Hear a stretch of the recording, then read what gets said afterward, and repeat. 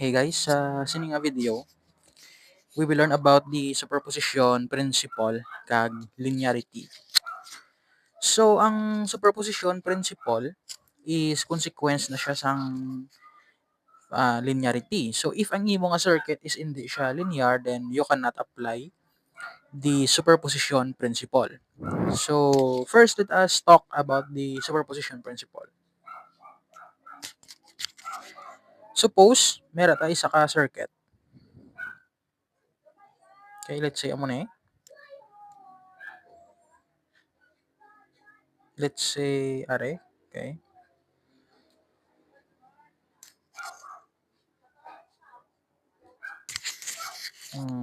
Let's say, butang tadi. Let's say, okay. Independent source. Let's say, okay. So, um, let's say we are interested sa diri nga element. Okay, let's say amo ni nga element atong interesado. Let's say gusto ta makuha ang voltage kag current sa diri. So, Ano himuon ta? So, one way is to apply the superposition principle. So, ano ang superposition principle?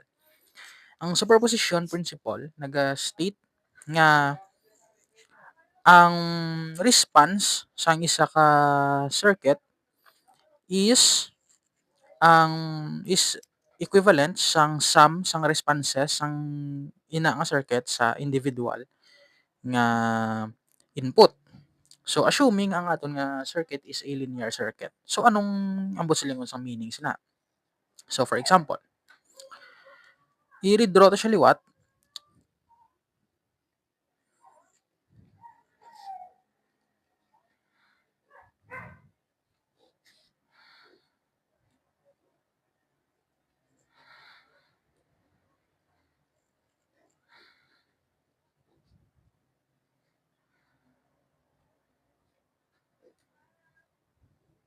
Okay, so i-explain ko siya actually. Plus minus. So ang sa diri nga element, ang iya nga response is equal na siya sa sum sang response sa diri plus ang response sa diri nga current nga source plus ang response sa diri nga source. So ang himuon ta para makuha ta ang response ang ari nga source is i-turn off ta ni sila nga duwa para siya na lang isa ang mabilin. So kung siya na lang isa nga mabilin nga source, i-turn off ta ni sila nga duwa, then that would become ang response sang dire. Let's say ang current sa iya is let's say I1, okay? So ang I1 is tungod sa ari. So let's say gin-turn off ta naman isa, ari gin-turn off sa gyapon, ari naman ang naka-turn on. So if siya lang ang isang remaining, then what will happen is may current di of course nga flow sa diri nga resistor. Let's say dira may nag-flow sa iya nga let's say I2. Okay, so I2 amo siyang current nga tungod sa sini nga signal nga naka-off sila nga duwa. So next is i-turn off ta i-turn off naman ni siya and siya na lang nabilin nga isa. So of course may current man na diliwat gyapon nga ma-flow. So may current man siya nga ma-flow. Let's say ang iyabi nga current nga na-measure is I3. So matabo sina is I3 ang current nga tungod sa iya nga naka-turn off sila nga duwa. So para makuha ta ang I total sa sini nga nga resistor, we have to add the I1 plus I2 plus I3. So amo na siya ang I nga equivalent. Or let's make it more specific. So for example, sa first case, we have are.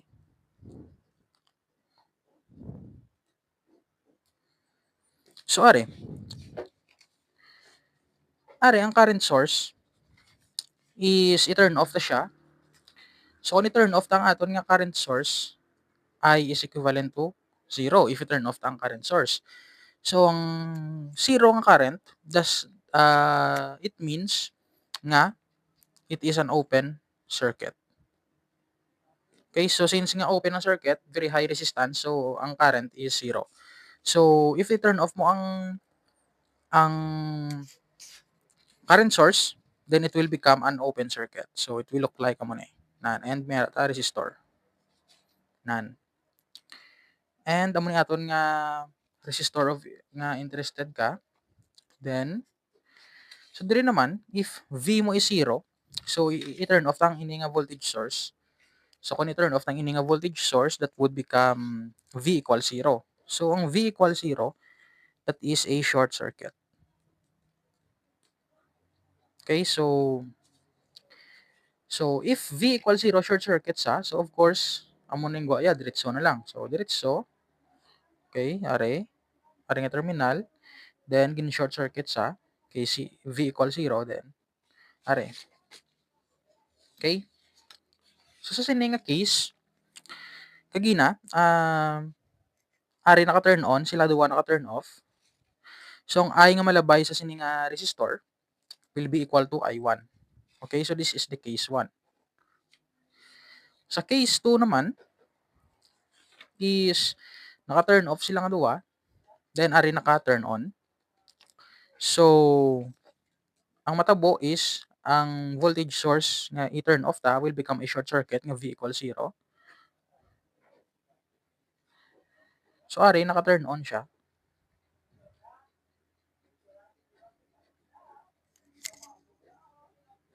So ari iliwat naka-turn off ang voltage source, so that will become a short circuit. So ari. So ma-flow diri nga current nga amo lang ni atong circuit naka-turn off ang duha ka voltage source, we will label it as I2. And of course, we have the case 3. So ari naka-turn off. Ari naka-turn off silang duha, ari naka-turn on. So ang iyang equivalent nga tsura is we have naka-turn off ni siya. So short circuit, V equals 0. Ari is naka-turn off man ang imong current source. So 0 ang current is open circuit. So hindi makalabay ang current. Then amo na lang ni ang aton nga nabilin nga source. So ari may resistance pa di, okay? May resistance pa. So ari may current nga malabay dire. Let's say assume ta man gyapon ang direksyon niya sa dire. So let's say this is I3, okay? So amo na so sa case 1, amo lang ning source nga naka-turn on. So ang duwa naka-turn off. So ang current nga na galabay sa sining resistor is I1 tungod sa sining source. Next, in turn off ta niyang ari naman ang naka-turn on ang current source, ari naka-turn off gyapon. So ang ginashow will label I2 nga current dire. And di sa third case is naka-turn off ang naka-turn off ang naka-turn on ang So we label the current tungod sa sini as I3. So para makuha ta ang I sa original nga circuit, okay? So para makuha tang I nga total nga naka-on sila nga tatlo, then we have to add the individual nga contributions nila. So I1 plus I2 plus I3 will be the current sa sini nga resistor if naka-on sila nga tatlo. So that is the superposition principle. So now let us talk about the linearity.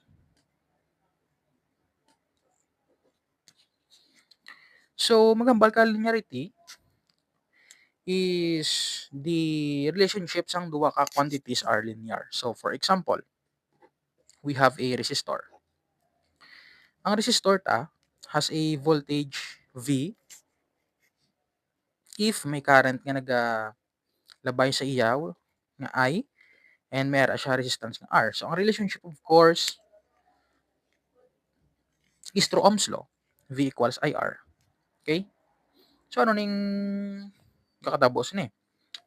So ang linearity naga-state nga dapat ang duha ka variables naga-change linearly with one another. So for example, we have R, let's say 5 ohms, okay? So, if ang I naton suppose let's say 2 amperes, then we have 10 volts nga voltage across sa iya. Okay? So let's say himuon ta ni let's say himo i-times 3 i-times 3 ang aton nga current, which is let's say mahimo sa 6 amperes. Then what will happen sa voltage is mahimo sa 6 amperes times 5 ohms, so that will be 30 volts. So makita mo kung times 3 ang aton nga ang aton nga V sa sini nga resistor nag-also times 3. So which means kung pila ang i-times mo sa nga quantity sa imo nga amo man na ang malumpat nga value sang voltage, so nag-times 3 man siya. So if i-graph ta siya,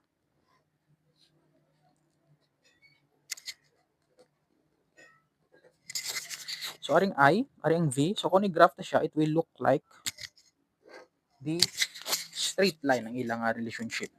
So ang slope sang sini nga ang slope sang sini nga line will be equal the resistance ng resistor.